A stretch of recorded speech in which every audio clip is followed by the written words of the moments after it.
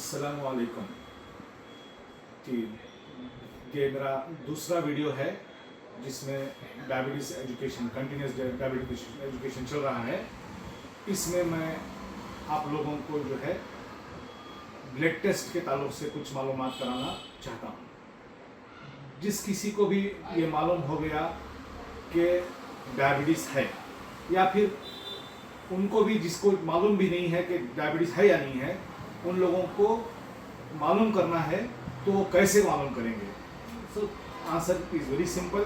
आप सब जानते हैं कि मालूम करने के लिए ब्लड टेस्ट करना पड़ेगा। इसमें कई किस्म के ब्लड टेस्ट हैं, जिसमें से जो है सबसे पहले ब्लड टेस्ट है FPG, जिसे आमतौर पर FBS भी कहा जाता है। FBS यानी फास्टिंग ब्लड शुगर, उसका सही और साइंटिफिक जो है बोलने का जो है तरीका FPG है, जिसे फास्टिंग प्लाज्मा ग्लूकोज कहा जाता है। ये फास्टिंग प्लाज्मा ग्लूकोज इसे इसलिए कहा जाता है क्योंकि हम लोग जो है जो ब्लड टेस्ट करते हैं, इसमें प्लाज्मा को अलग करके खून से उसमें जो ग्लूकोज की मिकदार होती है उसको मालूम किया जाता है। उसके लिए इसको फास्टिंग प्लाज्मा ग्लूकोज कहना साइंटिफिकली दुरुस्त है और सही है।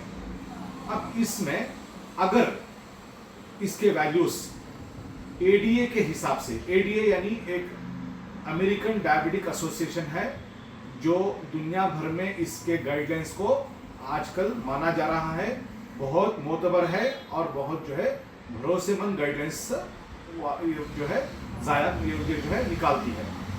तो अमेरिकन डायबिटिक एसोसिएशन के हिसाब से इसका कट ऑफ जो है 126 है, यानी more than or equal to 126। यानी अगर किसी को फास्टिंग यानी 8 से 10 घंटे टाइम रात भर में अगर कोई इंसान भूखा है, यानी कोई कुछ खाया नहीं है, कुछ कैलोरीज नहीं लिया है किसी भी फॉर्म में, तब अगर उसका ब्लड टेस्ट किया जाए तो वो टेस्ट जो है अगर 126 से अंदर आता है तो वो नॉन डायबिटिक पेशेंट में जो है आएगा।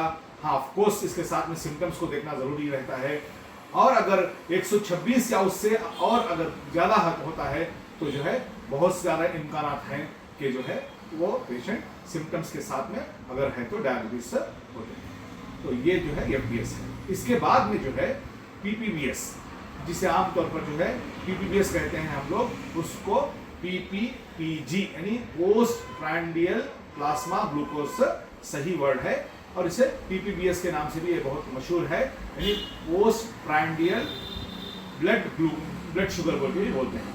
तो ये PPBG इसी तरह से नाश्ता जब हम लोग शुरू करते हैं वहां से लेकर जो है खत्म हो गया, जो शुरुआती टाइम है वहां से लेकर 2 घंटे टाइम का जो है वक्फा छोड़कर फिर से ब्लड टेस्ट दिया जाता है। ये कई ममालिक के अंदर अलग अलग वक्त है।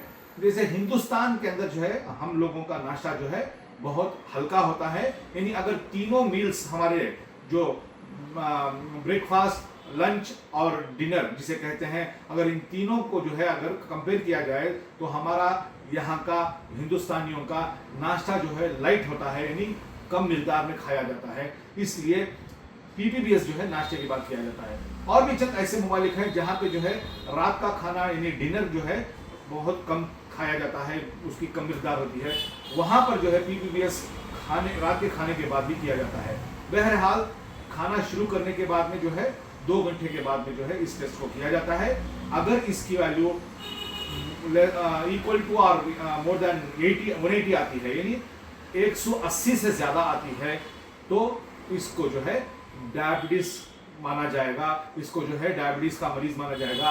उस शुगर को कहा जाएगा कि उस ब्लड के अंदर जो है शुगर की मिकदार ज़्यादा है और ये मरीज़ शुगर का मुब्तला हुआ है, डायबिटीज़ का मरीज़ है बोल के बोला जाता है।